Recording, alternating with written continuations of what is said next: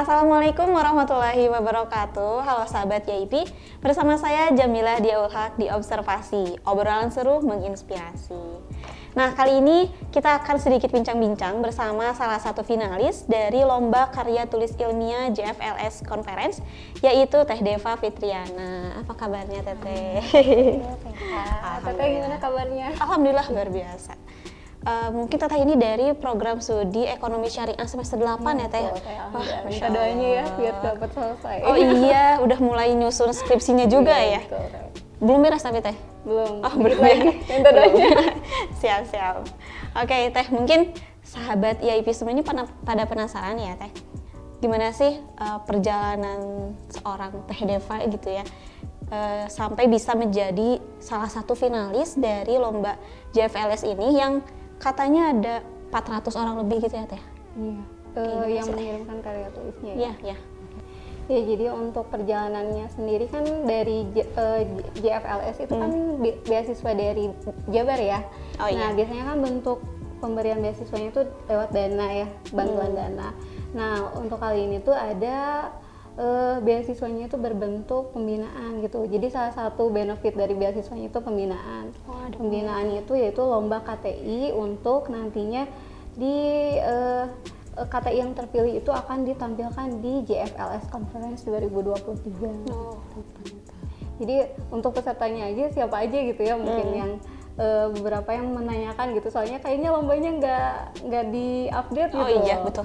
Jadi untuk pesertanya sendiri itu dari para alumni beasiswa JFLS tahun 2019 sampai 2022. Nah, dari para alumni itu yang mengumpulkan itu sekitar 400-an lebih Teh. Luar biasa. Jadi 400 lebih nggak kebayang gimana banyaknya bersaing di antara 400 orang gitu. Dan itu dari semua jenjang. Jadi nggak cuma misalkan S1 sama S1 lagi enggak, tapi dari S1 sama S3 disatuin gitu. Oh gitu. Gitu. Untuk lombanya sendiri itu kan awalnya kalau tidak salah itu pertengahan saum Ramadan. Awal mula lombanya dari situ ya? Iya, jadi dihubungin lewat email kepada para alumni beasiswanya, dihubungi lewat email untuk mengikuti lomba tersebut. Nah, sampai terakhir pengumpulan tuh tanggal 2 Mei kalau tidak salah. 2 Mei itu terakhir dikumpulkan KTI-nya beserta videonya. Jadi kita harus membuat video dulu video presentasi singkat tentang KTI kita di Instagram kita gitu. Setelah lewat email sekitar bulan Mei itu baru dihubungin kembali siapa aja yang terpilih gitu. Jadi dari 400 lebihan itu sekitar 54 diseleksi dulu gitu ya? Iya, diseleksi dulu gitu. Diseleksinya oleh para ahli di bidang dari subtema-subtema yang telah disediakan gitu. Oh iya, jadi ada subtema-subtemanya lagi gitu ya dari karya tulis ilmiah. Siap. Jadi untuk lomba ini tuh ada 2 tema besar. Yang pertama itu tentang kepemimpinan, yang kedua itu kewirausahaan. Dari kepemimpinan itu ada 3 subtema, dari kewirausahaan itu ada 6 subtema. Wah, lumayan banyak juga berarti ya Teh. Kalau Teteh nih, karya tulis ilmiahnya tentang apa? Ini saya tuh ngambil tentang pemberdayaan masyarakat melalui pendekatan sosiopreneur Teh. Wah, agak bingung ya. Gak kebayang gitu gimana isinya. Oke, Teh, mungkin pertanyaan selanjutnya nih, untuk jadi pemenang dari lomba ini tuh kriterianya apa aja sih Teh? Untuk kriterianya sendiri memang tidak dituliskan secara detail gitu ya, kriteria penilaiannya seperti apa. Tapi waktu pertama kali pitching, jadi ketika kita kan ada tadi 54 finalis, nah itu kan diundang untuk mengikuti konferensi di Hotel Atlantic City. Nah, di situ kita nanti pitching ke para kurator yang sudah disediakan. Jadi pitchingnya itu sesuai tema, sesuai subtema yang kita ambil. Misalnya saya kan tadi ngambil tentang sosiopreneur. Nanti saya bersama teman-teman yang lain yang mengambil tema yang sama itu akan pitching ke salah satu kurator. Gitu. Menurut kurator tersebut sih kriterianya itu ada 5 ya Teh. Yang pertama originalitas karya tulisnya, apakah idenya itu pernah ditulis oleh yang lain atau tidak. Yang kedua itu apakah ide yang kita buat ini gampang atau tidak untuk diaplikasikan di masyarakat. Oh, jadi perlu diteliti juga itunya ya, di masyarakatnya seperti di masyarakatnya apa? Apakah bisa diterapkan atau tidak gitu. Yang ketiga itu apakah dampak dari ide kita itu akan memberikan dampak yang besar atau bagaimana gitu nanti dampak kedepannya ketika ide kita diterapkan di masyarakat. Yang keempat itu ya biasa dari segi presentasi ya teh, artikulasi, terus intonasinya. Yang ketiga dan yang terakhir yang kelima itu dari segi cara kita menggunakan teknologi lewat presentasi, apakah kita masih pakai PowerPoint yang sederhana atau udah pakai aplikasi seperti Canva dan lain sebagainya. Itu jadi penilaian. Jadi penilaian juga berarti. Itu menurut kurator saya waktu itu, beliau menyampaikan 5 kriteria tersebut. Berarti selain kita mengungkapkan ide kita, menyalurkan ide kita di tulisan ini, kita juga nggak boleh ketinggalan di dalam teknologinya gitu ya teh. Iya, nggak boleh. Wah, itu lumayan sih. Jadi salah satu penilaian sih apakah kita udah bisa menguasai teknologi atau tidak gitu. Apalagi tadi sampai ide kita tuh diperkirakan kebermanfaatannya mungkin ya teh untuk masyarakat. Apakah dampaknya bakal seperti apa di masyarakat gitu. Berarti emang perlu pemikiran yang luar biasa itu ya. Cukup soalnya itu lebih nanti di pertanyaan sih teh. Biasanya kan kita udah menyampaikan presentasi, kita ditanya sama kuratornya.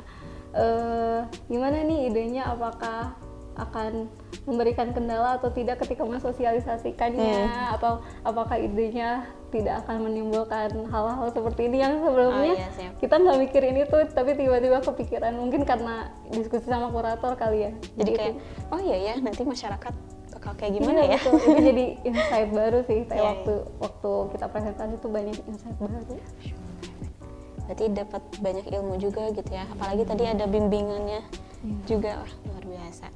Oke, mungkin teh kalau dari teteh ada nggak sih tips and trick gitu ya buat mahasiswa AI biar punya semangat juangnya gitu ya, apalagi bisa percaya diri mengikuti lomba-lomba yang kayak teteh sekarang gitu. Kalau untuk tips and trick khusus sih nggak ada ya teh. Cuman saya tuh waktu awal mau buat karya tulis ini sempat mandek juga ya. Pasti ya kita semua teteh juga mungkin kalau misalkan mau buat sesuatu pasti ngerasa mandek gitu. Terus saya tuh nggak sengaja scroll Instagram. Oh gitu. Nah, waktu scroll Instagram tuh saya baca salah satu caption dari salah satu teman saya yang ada di PPI lain. Di captionnya tuh gini, gurunya tuh punya pesan, ketika kamu tidak memiliki inspirasi, teruslah bergerak karena dalam pergerakan itu ada berkah.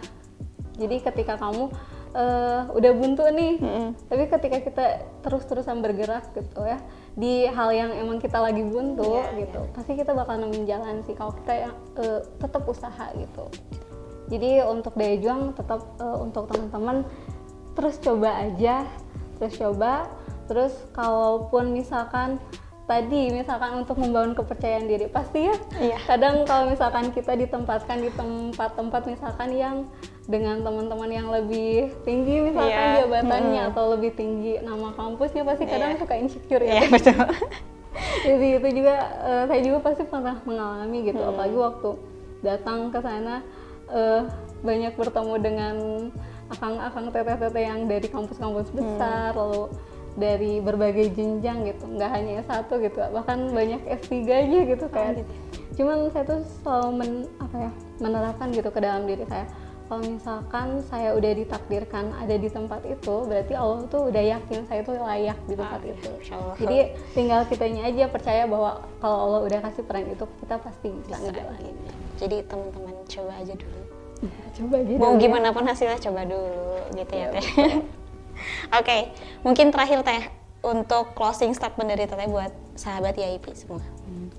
Untuk closing statement, saya tuh pernah ini ya, waktu kemarin dapat kata-kata dari Bunda Cinta, Ibu Atalia. Oh iya. Gimana itu deh? Kata-katanya tuh bagus banget nih. Kalau jatuh bangkit lagi, kalau kalah latihan lagi, kalau gagal yuk coba lagi. Wah, Masya Allah. Berarti itu intinya kita itu gak boleh menyerah gitu lah ya teh. Coba aja lagi. Kalau gagal coba lagi. Pokoknya dalam belajar tuh yang paling yang paling dibutuhkan mental untuk daya juangnya itu gitu. Mental mau maju, mental mau mencoba gitu. Pasti emang nggak gampang sih, tapi kalau udah dicoba pasti bisa lah. Apalagi kita tuh bisa dapat banyak banget ilmu dari prosesnya ya Teh ya. Mau segimanapun misalkan hasilnya gak seperti apa yang kita inginkan, tapi kalau misalnya prosesnya udah kita jalanin, kita pasti dapat ilmu dari situ gitu ya Teh ya. Apapun itu. Kalau misalkan belajar itu sih. Kalau misalkan gagal atau apapun, pikirnya kalau misalkan kegagalan itu tuh pelajaran baru buat kita.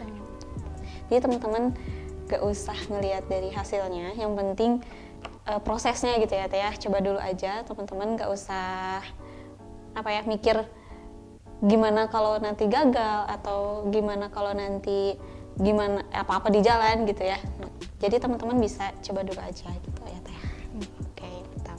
Ya baik sahabat YIP, itu dia tadi bincang-bincang seru bersama Teh Deva selaku finalis dari Lomba Karya Tulis Ilmiah JFLS Conference. Ya baik sahabat YIP, mungkin itu saja tadi bincang-bincang hangat nih bersama Teh Deva selaku finalis dari Lomba Karya Tulis Ilmiah JFLS Conference. Untuk teman-teman jangan lupa tonton terus Observasi, obrolan seru menginspirasi.